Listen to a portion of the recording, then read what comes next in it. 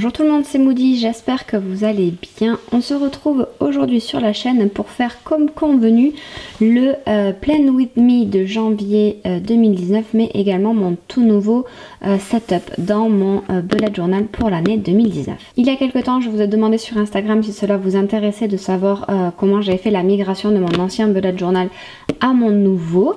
Et vous avez été plusieurs à me poser la question à savoir si je passais d'un bullet à l'autre parce que c'était la nouvelle année ou parce que je n'avais plus de place dans mon ancien. Et la réponse est que je n'ai tout simplement plus de place dans mon ancien. Il me reste à peine une dizaine de pages et à chaque fin d'année je fais un bilan à l'écrit, un petit peu de journal en fait dans mon bullet journal, et c'est ce qu'il va me falloir pour parler de cette année qui a été très chargée et très mouvementée pour moi. Donc il est tout simplement fini, il a bien vécu, il a des taches un petit peu partout, mais je pense que c'est ce qui, quand on trimballe son bullet journal, c'est ce qui fait son charme. Donc voilà, il est tout simplement fini et je vais maintenant vous présenter rapidement ce que j'ai mis dans le nouveau. Mon nouveau bullet journal est donc toujours un Leuchtturm en A5 avec des pointillés et il m'a été envoyé en même temps que le livre du papa du bullet journal Ryder Carroll, et il tombait parfaitement puisque du coup j'étais en train de me dire qu'il allait falloir que je me rachète un Bugeaud pour l'année 2019 et il est arrivé dans ma boîte aux lettres. Donc voilà, je sais pas si vous là, normalement vous devez pouvoir le voir avec le bullet journal estampillé dessus, je suis totalement fan. Quand je me suis posé la question de savoir qu'est-ce que j'allais migrer de mon ancien bullet journal dans celui-là, j'ai eu beaucoup de doutes parce que j'avais tendance à mettre plein de choses qui sont restées vides tout simplement sur mes précédents bullet journal, mais je continuais à les rajouter en me disant mais si à force tu vas t'en servir, seulement je ne m'en sers pas. Donc on a fait ça très simplement cette année et on regarde ça ensemble tout de suite. Vu que j'utilise le Leuchtturm donc spécial bullet journal, les clés en fait sont déjà pré-remplies. Je les utilise pas forcément exactement de la même façon, mais c'est déjà là, je n'allais pas le renoter. Ensuite, donc, vous avez un tout petit explicatif donc, du bullet journal, l'index qui est commencé puisqu'ils ont préprogrammé le futurlog et les instructions en fin de bullet. Et donc, j'ai déjà commencé à mettre du blanco sur le futurlog parce que je n'avais pas envie d'avoir ça en tout premier. J'ai décidé comme d'habitude de faire l'année d'un coup d'œil en fait. Vous avez le calendrier spécifique avec toutes les dates etc.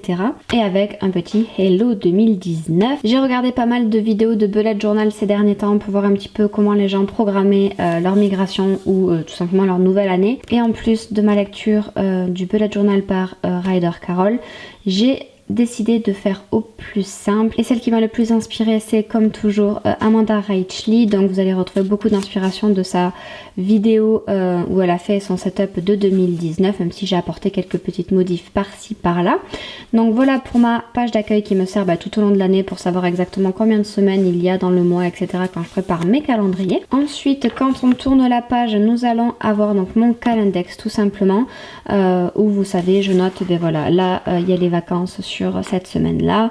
Ensuite il y a les lives des moldus de lecture qui sont prévus jusqu'au mois de septembre mine de rien, et mes autres petits rendez-vous. Il n'y a que le rose que je ne veux pas vous montrer, c'est pour ça qu'il y a mon doigt dessus, mais vous pouvez voir que ça nous permet, pourquoi nous Alicia, ça me permet de programmer mon année, et je vais vraiment essayer d'avoir qu'un seul carnet sur cette année parce que j'en ai marre d'avoir des années à cheval sur deux, c'est un peu compliqué et puis à chaque fois de tout retransférer c'est relou. Et sans ce petit outil je serais relativement perdue parce qu'il me sert vraiment à m'organiser en amont, parce que c'est ça qui est le plus compliqué avec le bullet journal quand on fait du planning à la semaine ou au quotidien en fait, des fois d'avoir la vision en amont c'est un petit peu compliqué. Je viens de voir que ça écrit Jason, c'est rigolo, mais bon bref, donc voilà mon futurlog. Là pour le coup j'ai laissé l'intitulé en haut parce que c'est bien mon futurlog sur 12 mois, et quand on tourne la page on tombe sur là pour le coup c'est exactement ce qu'a fait Amanda. Donc après c'est pas tout à fait fichu pareil pour elle, je crois que elle n'a pas les mêmes thématiques, mais bon,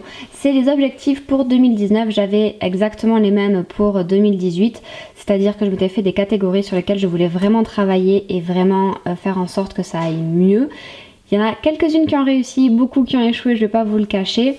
Mais comme tous les ans depuis le début de mon bullet journal, j'ai décidé de me remettre une case avec mon mot de l'année, à savoir que je veux me focaliser absolument sur quelque chose. Je ne l'ai pas encore décidé, même si j'en ai un qui revient souvent, donc je pense que ce sera lui au final. J'aimerais également travailler donc sur la catégorie couple, c'est un bien grand mot, mais c'est surtout histoire de voilà, avoir des petits moments à nous, etc. Le développement personnel qui est devenu très important pour moi, je veux également travailler dessus. le travail, comme toujours, avoir des objectifs, c'est pas plus mal. Les voyages qu'on veut faire, la partie finance, la partie santé et la partie écriture. Voilà les objectifs que je veux me fixer sur cette année, enfin les catégories d'objectifs que je veux me fixer sur cette année. Je sais pas encore exactement quel objectif je veux mettre dedans, mais en tout cas c'est les 8 sur lesquels je veux travailler. Quand on tourne, on tombe sur le blog, c'est-à-dire que j'ai pris un retard monstre. Je ne sais pas combien de chroniques j'ai en retard, mais il y en a un bon paquet. Je pense qu'il y en a au moins une vingtaine, donc j'aimerais qu'elles soient vraiment notées et que petit à petit, je me dise, je sais pas, moi une fois par semaine, je viens en faire une et à un moment donné, j'aurai épuré ces chroniques de retard. Et ensuite, ici, je me suis mis ma routine des chroniques, à savoir quand je commence ou quand je finis le livre, qu'est-ce que ça implique, quand je l'écris, quelles sont les étapes, et au niveau des partages, les sites sur lesquels je veux faire. Et ça me permet mine de rien de faire une petite checklist à chaque fois que je poste une chronique sur le blog, d'être sûr que j'ai tout bien fait parce que c'est des étapes qui pour moi sont hyper importantes et donc j'aimerais que ce soit le cas pour 2019 pour chacune parce que 2018 ça a été la cata. Quand on tourne, on tombe sur une page que Amanda a faite et qui est effectivement un petit peu, vous savez, ce genre de pépite qu'il faut avoir absolument dans son bullet journal. C'est-à-dire que ça nous montre où est le milieu de la page en horizontal, en vertical. Si vous voulez faire des colonnes de 6, des colonnes de 5, de 8. Si vous voulez la diviser en 8 ici, en 9, bon bref, vous avez compris le principe, c'est plutôt simple. Mais sincèrement, ça change la vie parce que de temps en temps, quand on est en train d'essayer de se faire les weekly, qu'on se dit attends, c'est combien les carrés, je sais plus de combien je les veux, etc. Donc voilà, du coup je me suis dit autant refaire son petit, elle a appelé ça je crois un spacing grid ou quelque chose comme ça, et franchement j'avoue que c'est bien pratique, ça évite de se compter les cases à chaque fois. On retrouve comme l'année dernière ma petite grille en fait où je mets les mots de passe que j'utilise les plus souvent parce que je suis très nulle à ça et j'aime bien avoir donc du coup de temps en temps les mots de passe que j'aimerais retrouver. Et on enchaîne donc avec ma mise en place du mois de janvier. Le thème qu'a fait Amanda cette année avec les lanternes chinoises rouges, il est très haut mais je me sentais pas de faire autant de doodles sincèrement, et en remontant dans ses vidéos je suis tombée sur sa mise en place au niveau des doodles de janvier de l'année dernière et je me suis dit ouais ça va, c'est cool, ça va pas prendre longtemps. Si vous ne remarquez pas que c'est des feux d'artifice, c'est que je suis très mauvaise, mais c'est censé être des feux d'artifice. Donc là vous avez la page d'accueil avec les petits doodles, le calendrier du mois, et ici je mettrai mes 3 objectifs que je veux remplir dans le mois. Quand on tourne la page, il y a comme d'hab mon calendrier mensuel où je vais pouvoir me noter les jours de travail, les rendez-vous, les chroniques, les vidéos, quand est-ce qu'elles doivent sortir, si je les ai réussies, si je dois tourner. Bref, ça c'est vraiment mon planning mensuel qui me permet de vraiment m'organiser au mieux, et je pense que c'est celle-là que je regarde le plus souvent avec le Calendex. Donc comme vous le voyez, j'ai gardé les choses très simples, hein. C'est un grand rectangle avec le mois écrit en haut, quelques petits feux d'artifice dessinés par-ci par-là, mais j'ai gardé ça très simple et je me rends compte en filmant qu'il me manque mes lunes. J'ai pas encore noté les lunes, vous savez les phases de la lune, quand est-ce qu'elle est pleine, noire, etc. Donc ça il faut que je me le rajoute absolument. Ensuite quand on tourne, vous êtes surpris de tomber sur mes gratitudes avec donc 2 gratitudes par jour. C'est mon petit rendez-vous que je ne manque jamais, c'est-à-dire que si on prend mon mois de décembre où à partir du 15 décembre j'ai plus pu remplir mon bullet journal, je prenais le temps de remplir quand même mes petites gratitudes automatiquement, même si le reste était vide.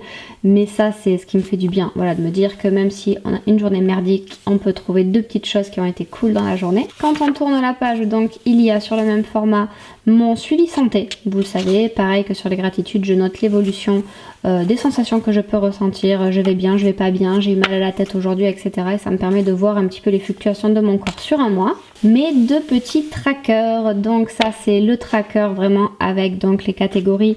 Je pense pas que vous avez vu ces nouvelles catégories que je me suis remise, donc c'est les jours levés à partir de 7h30, le blog vidéo, lecture, yoga, écriture, Instagram, le bullet journal et coucher avant 23h, parce que ces 2 au final je les fais quasiment automatiquement, mais ces derniers temps j'ai remarqué que j'arrivais moins à les tenir et ça m'embête un petit peu, donc j'ai vraiment eu envie de me dire allez on les renote, comme ça au moins ça devient un semi-objectif par mois. Et ensuite, comme d'hab, un blog et vidéo, ça me tient trop à cœur. La lecture, pareil, ça me donne une trace, idem pour le bugeot. Et ensuite, yoga, écriture, c'est pour voir à quel rythme j'arrive à les maintenir. Et Instagram, c'est pour me motiver parce que vraiment, j'ai du mal à publier sur Instagram.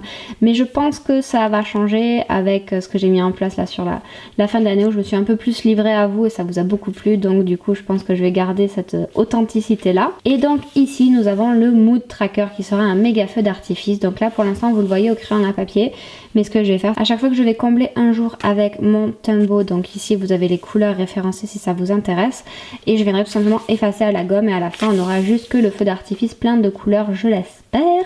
À la base je voulais mettre plein de couleurs différentes, mais je me suis dit qu'avec la thématique assez calme on va dire de ce mois-ci, entre le noir et le ocre, que ça allait faire bizarre si je mettais du rose soudainement, du bleu, etc. Donc du coup je suis restée dans des teintes qui vont à peu près avec le thème. Et pour celui-ci je voulais pas expliquer mais c'est très simple, avec ce Tombow là, donc qui est le 993, qui est celui qui rythme un petit peu partout toutes les pages, je vais colorer le chiffre à chaque fois que j'ai accompli une de ces tâches. Quand on tourne on tombe sur là aussi un incontournable de mon bullet journal, à savoir mon suivi lecture au mois, mon suivi de mes achats, toujours livresque, hein, ça ne change pas, je mets rien d'autre dedans, mais j'ai rajouté la case du prévisionnel depuis le mois dernier, parce qu'avant je me le mettais un petit peu au crayon à papier en haut là, et ça m'enquiquinait de pas avoir un joli prévisionnel, de voir ce que j'avais réussi à lire en corrélation.